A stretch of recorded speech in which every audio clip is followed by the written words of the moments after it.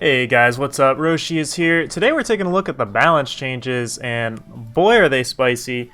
Um, let's just hop straight into it. Pretty big stuff going on. Let's just take a look, and I'll talk about my overall thoughts after we go through it. Looks like they're taking the axe to Molder Muck and Mandy, nerfing them to 4 and 6 cost effectively. I can't believe Mandevilla is being nerfed to basically what Ikaria used to be at, but just like way worse. That's a little interesting. Molder Muck's still going to be super viable at 4 costs. Definitely going to be a little slower now. Interesting to note that these are now even cost.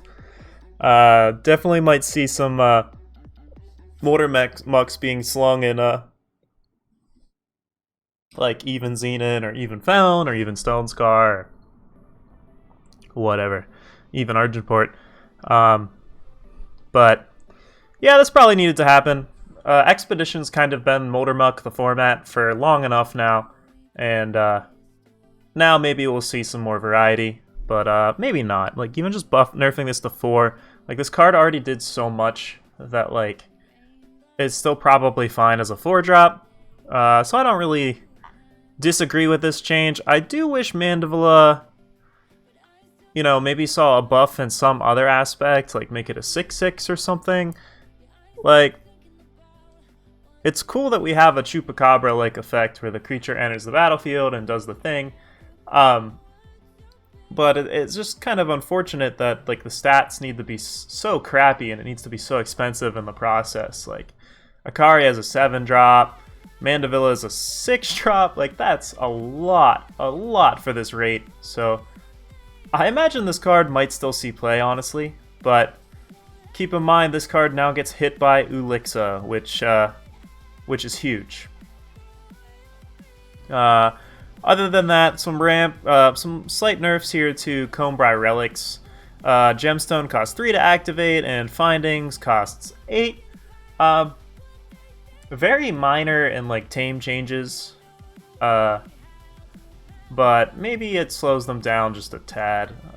Oftentimes when these cards are coming down, they've got infinite amounts of mana anyway, but this might change some of those games where it's like close and, you know, keep your opponent from just like filling their board and refilling their hand, you know, until one turn later, which I can see how that can be relevant. Behold the Truth got a minor nerf. Actually kind of happy to see this. I felt like it was very hard to play around it, especially in the draft format. I know when I was playing in the draft event, a lot of the losses I got was just because my opponent had Behold the Truth. And like, we're in this board stall, and then they just drew Behold the Truth and won the game. And that was pretty frustrating. It was strong enough that it was actually starting to see play in like different like time-based throne decks.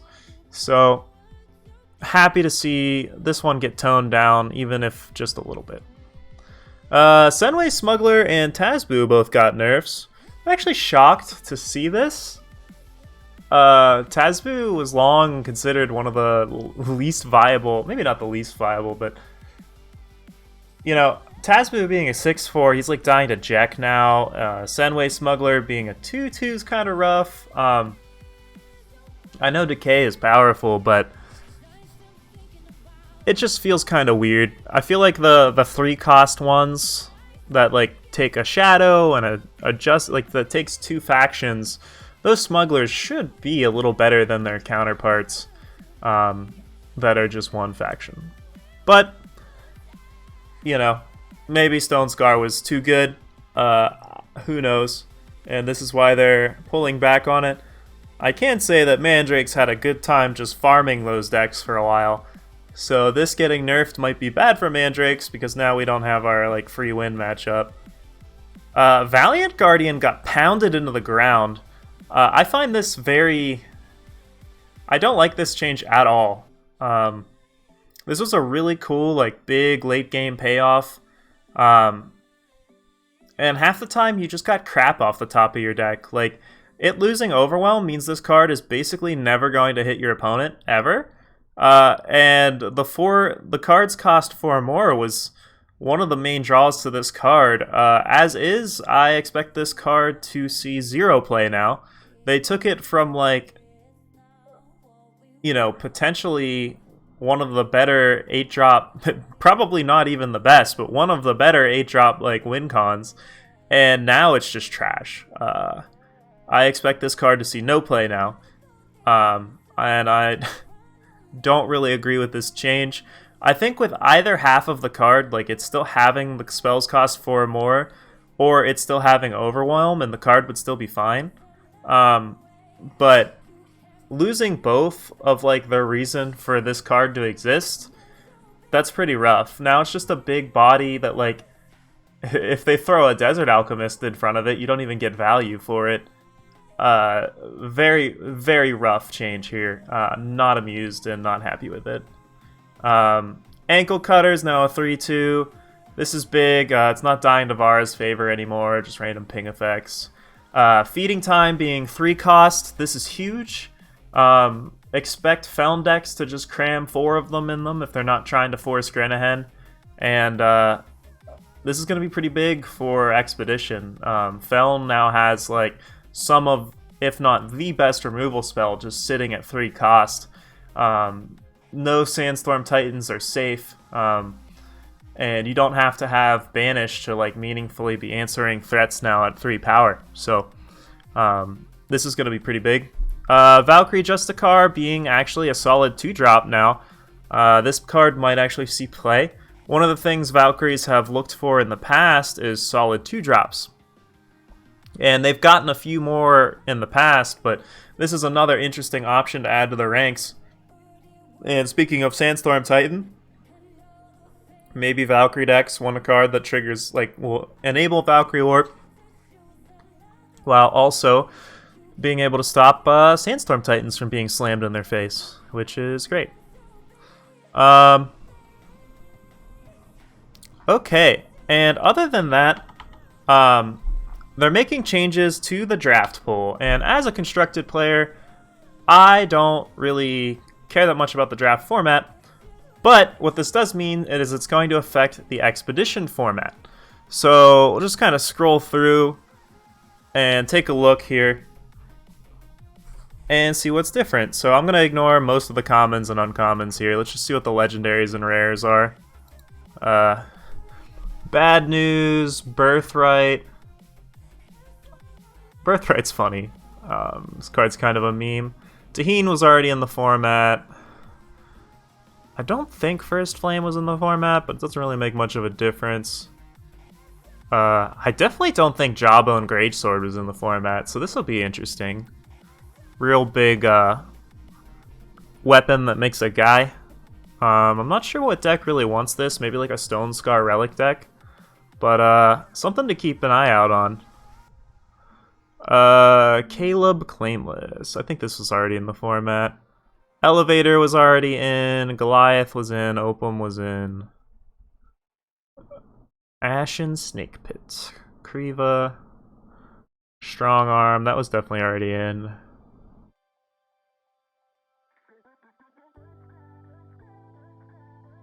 Gold Mine.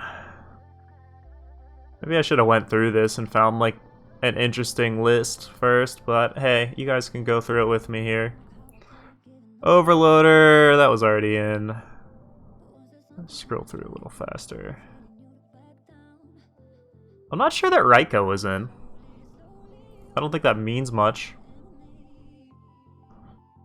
Maybe there's a reason for these asterisks somewhere.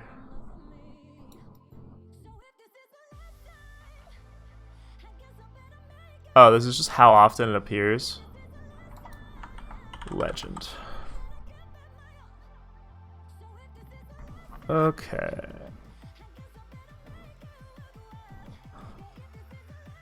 Prixis, End of Days, Glimpse, Nash. I don't think Nash was in the format.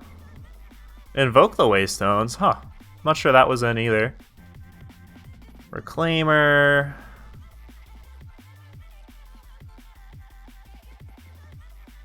Oh well, you know what? There's no point in me going through all of this. Like, honestly, we're gonna find out once it's in the client. But definitely check it out. There should be some interesting cards added to the format. As far as my opinion on these changes, kind of sad to see like no changes at all to like Horu, Kira, or Elysian spells. And the only decks they're changing are decks that were basically free wins for Mandrake.